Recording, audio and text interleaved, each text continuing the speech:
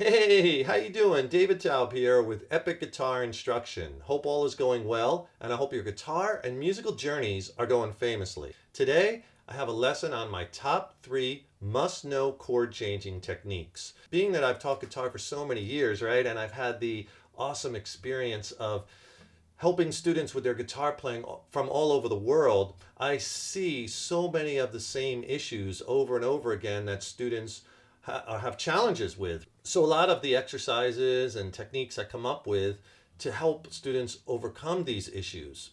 And with chord changing, I see a lot of the same, I don't want to say mistakes, but a lot of the same technique things that can be done better over and over and over again. Where a lot of times it's just these little tweaks that make all the difference in the world and turn the light bulb on. And that's what this video is all about. And before we get rocking, if you could do me a huge favor, please subscribe to the channel. You know, subscribing to the channel really helps us to keep bringing the content, as well as then you'll be notified when we have new lessons up. Leave a comment below. Let us know how you like this lesson, what lessons you'd like to see coming up. If you like the video, please click the like button, give it a thumbs up, share it, and thank you so much for your support. My guitar is tuned to standard tuning, A440, low to high, E, A, D, G, B, E. And I'm showing you these technique tips today using an acoustic guitar, but these are the same whether you're playing acoustic or electric, and I'll just show you with some basic open position chords. So these top 3 tips I'm going to give you, they're all equally important. It's not like one is more important than the other. I'm just going to explain them in number 1, 2, or 3, but they're all equally important. The first one is, and I see this a lot, is keep your hand, your fret hand, in the same what I call chord cluster, meaning this. You never want to take your hand and pull it out away from the guitar and away from a clustering of chord position with that fret hand, right? If you notice, if I don't even strum and I just go from chord to chord to chord as I'm talking to you, do you see my hand never comes off the fretboard this way, right? And it always stays fingers so close to the fretboard like you could just get a credit card underneath them. You never want to come out like this. I see a lot of students playing a chord, like a G chord, and then they'll go to whatever, like a C chord, and they take their whole hand apart just to put it back in a cluster again and go to C, right? You want to leave your hand in a tight cluster. That's really important. Close to the fingerboard, the neck at all times. Kind of related to that first tip, the second tip is that you want to use what I call shared fingers. So important, meaning a lot of times when you're changing chords, especially these open position down here in first position chords, they share a lot of the same notes. So you don't want to take your finger off a given string just to put it right back on that same string, because then it makes you late to the next chord change. When this is something that, and you might even, and even if you make it in time, you could make it so much easier. So this is something that will really make your chord changing so much more proficient.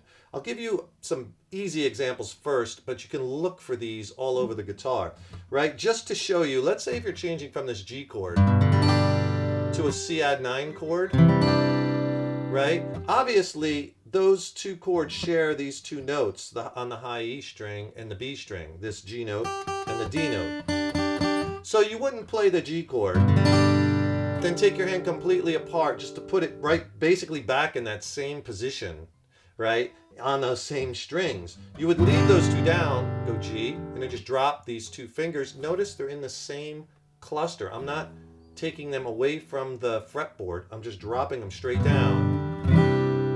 Playing that C add 9, right? G, C add 9. And these two fingers stay down because they share those two notes. Here's another example. If I play a C major to an A minor, right? That chord, C and A minor, shares the C note here, and it also shares the E note there with the second finger. So those two fingers, you do not need to pick them up just to put them right back down in that same spot. They share those notes together, those two chords. C, A minor. The best way to make that change is just pick up the third finger and put it right underneath the second finger. There's your A minor chord, right? That's all it is. Not C chord, then take your whole hand apart, put it back together to play A minor. It's a very easy, proficient move. Notice too, my hand is always in this same chord, quote unquote chord, no matter what chord I'm playing. Cluster. I am not, right? I'm not pulling away from the fretboard, and it's not coming way, way off.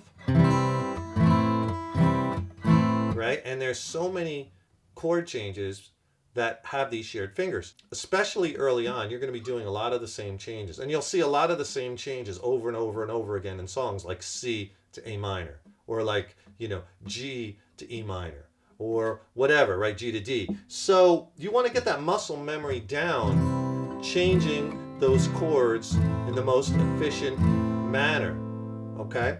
When you're going from G to E minor, another example, those two chords share this B note on the second fret of the A string, right? So I'm not playing G and I'm taking my whole hand apart, E minor, here it is here it is here, E minor, right?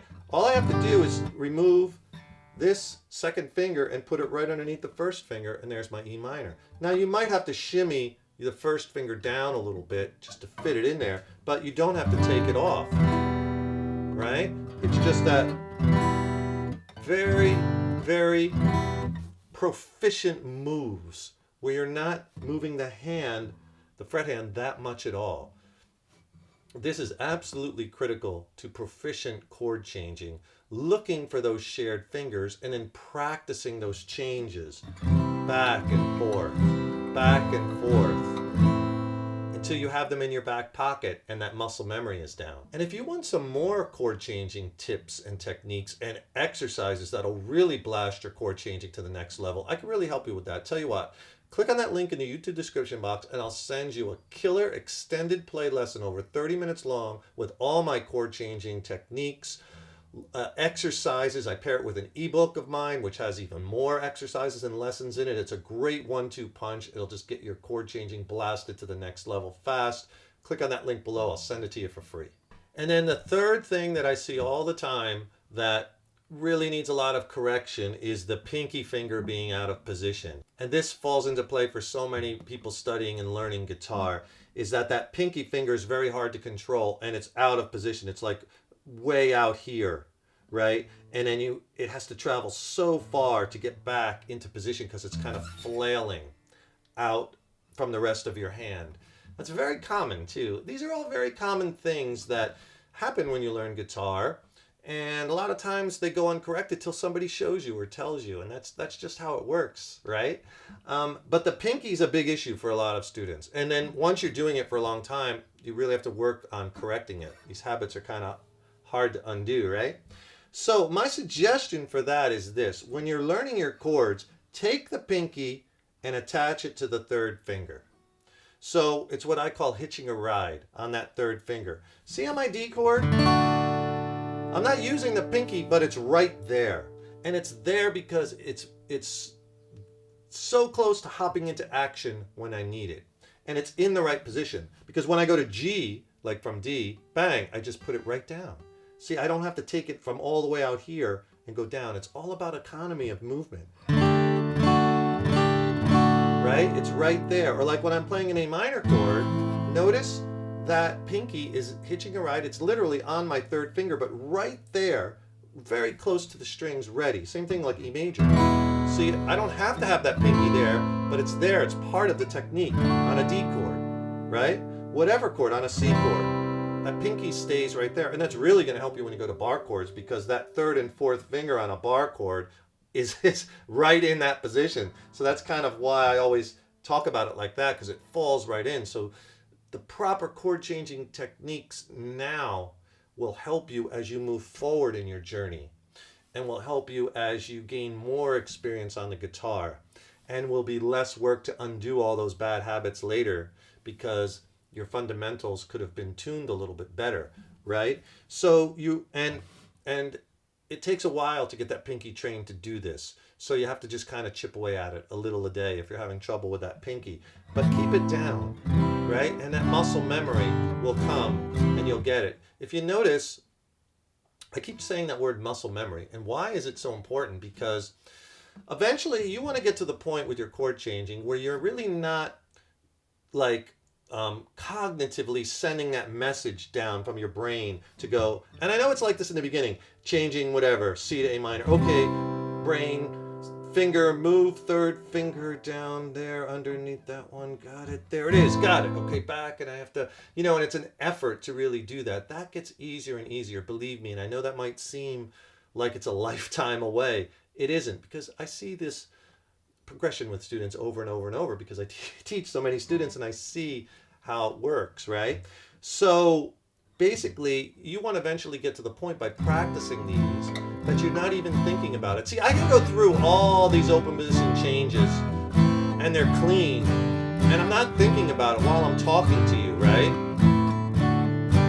Because I have the muscle memory down. I'm not necessarily, it's not like a very cognitive thing where I'm sending that message down to change, or I have to worry about moving fingers. It becomes automatic, and you will get there. You will. You just have to keep it up with patience and practice, and you'll get there. And just practicing these changes and your technique back and forth, even if you're sitting in front of the TV and you're watching TV, you don't have to be cognitively working on this. You could just be sitting there watching TV and just going through the movements, and that will help your muscle memory, right? The more you can put your hands on the guitar early on, the better, as long as you're over the sore fingertips part of it, because that will all help the muscle memory. So remember, good people, fingers as close to the fretboard as all times as possible, fret hand in the chord cluster, never coming apart. Just get a finger, a credit card in between your fingertips when changing, never out of position, right? Using shared fingers when you're changing chords. You're not picking up fingers to put them right back down on the same note, right? And then, of course, that pinky, keeping that attached to that third finger and really working on that. And these tips are really going to help blast your chord changing to the next level. I hope these tips help you along in your chord changing journey. Certainly email me if you have any questions. I'm here to help. Don't forget, subscribe to the channel. That really helps us to keep bringing the content, as well as you'll be notified then when we have new lessons up. And for even more in-depth tips on technique tips on chord changing and exercises, click on that link below and I'll send you my killer video lesson. Free ebook. It's a killer 1-2 combination. It'll get your chord changing blasted to the next level. I'll send it to you for free. Just click on that link below. Thank you so much for watching, and thank you so much for your support over the years and years. So appreciated. Stay tuned. I got tons more killer content and lessons coming. Keep up all that hard work on that guitar. Keep putting it in your hands every day. It gets easier and easier with time. Remember, so much is about that muscle memory. You can do it. Stay positive. And remember, your playing is an evolution. I'll see you in the next lesson. Rock on.